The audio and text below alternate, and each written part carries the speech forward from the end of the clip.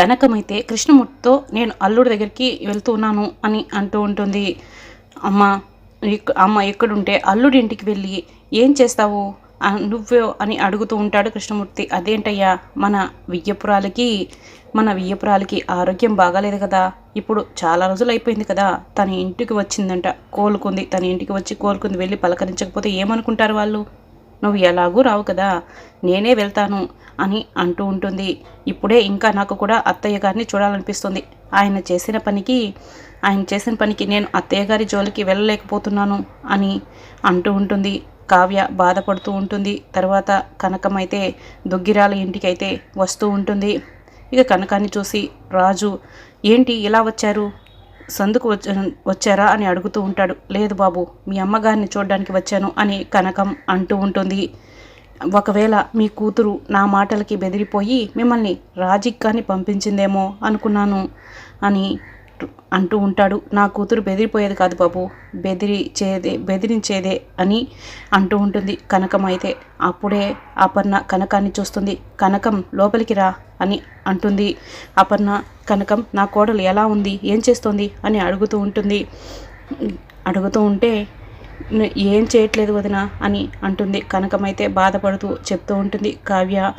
కావ్య అయితే పుట్టింటికి వెళ్ళిపోవడానికి కారణం నేనే కనకం అని బాధపడుతూ ఉంటే విధి రాసిన రాతని ఎవరూ మార్చలేదు వదిన, మీ వల్ల ఎందుకు అవుతుంది, కానీ కావ్య కేవలం ఈ ఇంట్లో రాజు తిట్టినందుకు కాదు, అల్లుడు తన్ని బయటికి వెళ్ళిపోమన్నా కూడా తిష్ట వేసుకొని ఇక్కడే కూర్చుంటుంది, కానీ గడప దాటి రాదు. ఎప్పుడైతే అల్లుడు తన మనసులో భారీగా స్థానం లేదన్నాడో, బలవంతంగానే నీతో కాపురం చేశానని అన్నాడో, అప్పుడే నా కూతురు మనసు విరిగిపోయింది వదిన, అందుకని ఎంతమంది వచ్చి అడిగినా తను ఈ గడప తొక్కను అంటుంది అని కనకం చెప్తూ ఉంటుంది. అపర్ణ తన కోపంలో అర్థం ఉంది. మానసికంగా తన మనసు ముక్కలైపోయింది.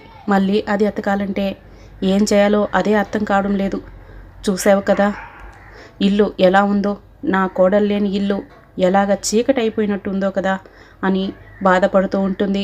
ఇక రుద్రాణి అయితే, ఏంటో వదిన, నువ్వు కోడలుగా వచ్చిన దగ్గర నుంచి కావ్య ఇంట్లో ఉన్నట్లు చేసేస్తున్నావు, అయినా నీ కోడలు కోపగించి ఇంటికి పోయింది, పుట్టింటికి వెళ్ళిపోయింది, కన్న తల్లిదండ్రుల బుద్ధి ఏమైంది, నచ్చ చెప్పి పంపించాలి కదా అని రుద్రాణి అంటూ ఉంటుంది. అయితే అప్పుడే ఇందిరాదేవి వచ్చి, ఆ బుద్ధి మాకే ఉంటే నువ్వు ఇలా నట్టింట్లో ఉంటే దానివా, ఈ ఇంటి వియ్యపురాలతో ఇలా మాట్లాడేదానివి కాదు కదా, ఈరోజు కూడా నువ్వు భర్తని వదిలేసి వచ్చినప్పుడు నేను కూడా నిన్ను బుద్ధి చెప్పి నీ అత్తగారింటికి నిన్ను పంపించేసి ఉంటే మాకు కొన్ని సమస్యలైనా తగ్గుండేవి అని ఇందిరాదేవి అంటూ ఉంటుంది. అప్పుడే అపర్ణ అయితే, బాగా చెప్పారు అత్తయ్య, మనం నోట్లో నుంచి వచ్చే మాట అది మనకు కూడా వర్తిస్తుంది అన్న విషయం రుద్రాణి మర్చిపోతుంది, కావాలని కదిలించుకొని అవమానపడుతూ ఉంది అని అపర్ణ అంటూ ఉంటుంది.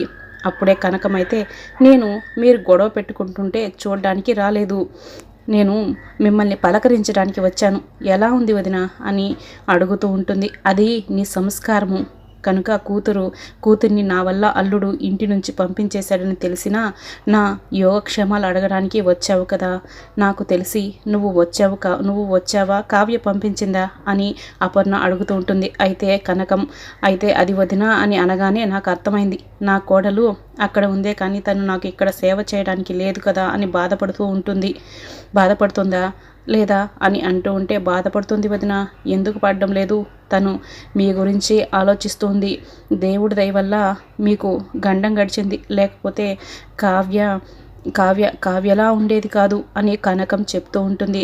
ఆ తర్వాత ధాన్యలక్ష్మి వస్తుంది. ముగ్గురు ఆడపిల్లలను మా ఇంటి మీదకి ఉసిగొల్పి ఏమీ తేలినట్టు నంగనాచి కబుర్లు చెప్తున్నావు, ఎలాగ వచ్చావు, నంగనాచిలాగా వచ్చావు, ఎలా కూర్చుందో అని ధాన్యలక్ష్మి మాట్లాడుతూ ఉంటుంది.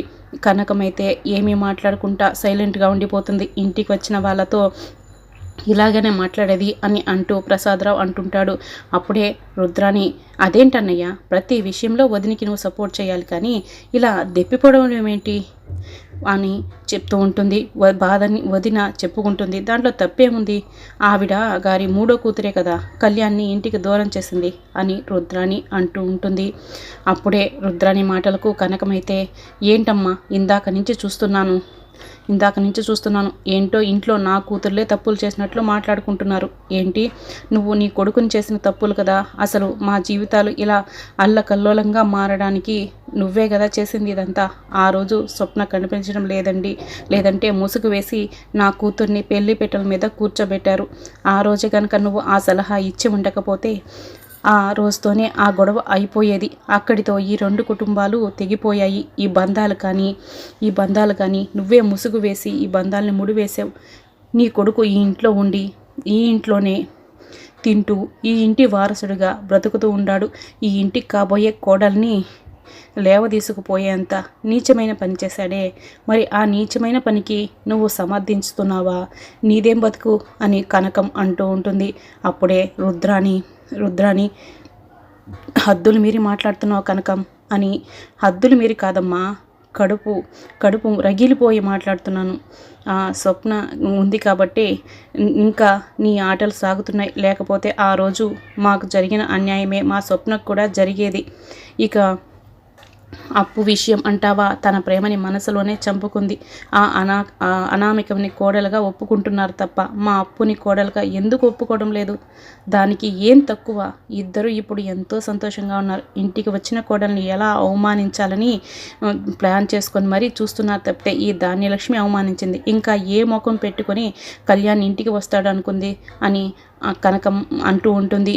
ఓ పక్క తిడుతూ ఉంటుంది. అప్పుడే రుద్రాని అయితే, చూడు నువ్వు వచ్చిన పని చూసుకొని వెళ్ళు, అంతేకాని ఎక్కువ మాట్లాడుకో అని రుద్రాని చెప్తూ ఉంటుంది. ఇందిరాదేవి గారు, మీ రక్తంలో ఎవరు కూడా ఇంతలాగా మాట్లాడరు. అయినా ఇన్ని తప్పులు చేసిన ఈ రుద్రాని ఇంట్లో ఉంటుంది. నా కూతురు ఏం తప్పు చేసిందని అని అడుగుతూ ఉంటుంది కనకం. అప్పుడే రుద్రానికి కోపం వచ్చి కనకాన్ని కొట్టబోతుంది. ఇక కనకాన్ని కొట్టబోతుంటే అప్పుడే రాజు అత్త అని అడ్డుకుంటూ ఉంటాడు. ఏంటి అత్త, ఏం చేస్తున్నావు నువ్వు అని అంటూ ఉంటాడు. రాజైతే, చూసావరా నన్ను ఎంతలా అవమానించి మాట్లాడుతుందో అని అనగానే, చూడు నువ్వు అన్నది కరెక్ట్ కాదు కదా. తను అమ్మని చూడడానికి వచ్చారు, అమ్మని చూసి వెళ్ళిపోతారు కదా. నువ్వు పిన్ని ఇద్దరు కూడా ఆమెను ఎక్కడ ప్రశాంతంగా ఉండనివరా? కూర్చొనిస్తున్నారు, సూటిపోటి మాటలు మాట్లాడుతూనే ఉన్నారు అని రాజు అయితే అడుగుతూ ఉంటాడు. అప్పుడే రుద్రాని అయితే ఇలాంటి అలగాజలాలను తీసుకొచ్చి అందులో అందరం ఎక్కిరిస్తారు. దీనంతటి కారణం ఆ కావ్య కదా. కావ్య ఇచ్చిన అలసు వల్లే వీళ్ళు ఎలా మాట్లాడుతున్నారు అని కావ్యని తిడుతూ ఉంటారు. సీతారామయ్యకి కోపం వస్తుంది. రుద్రాని చెంప పగలగొట్టి, నువ్వు ఈ ఇంటి కోడళ్ళ గురించి తప్పుగా మాట్లాడామనుకో, ఇంకొకసారి నా కోడలు ఈ ఇంటి కోడళ్ళ గురించి, నా మనవరాళ్ళ గురించి తప్పుగా మాట్లాడితే కట్టుబట్టలతో ఎలాగైతే ఇంట్లోకి అడుగు పెట్టావో అలాగే నిన్ను బయటకు పంపించేస్తాను, మెడబట్టి గెంటేస్తాను. ఇన్ని రోజులు నీ ఆ కుట్రలు కుతంత్రాలు భరించాను, కానీ ఇక మీద నాకు సహనం చచ్చిపోయింది అని అంటూ ఉంటాడు సీతారామయ్య గారు. అయితే రుద్రానికి షాక్ ఇస్తాడు. ఇంకా రాబోయే ఎపిసోడ్లో ఏం జరగబోతుందో తెలుసుకోవాలంటే మా ఛానల్ని సబ్స్క్రైబ్ చేసుకొని సపోర్ట్ చేయడం మర్చిపోకండి. Thanks for watching.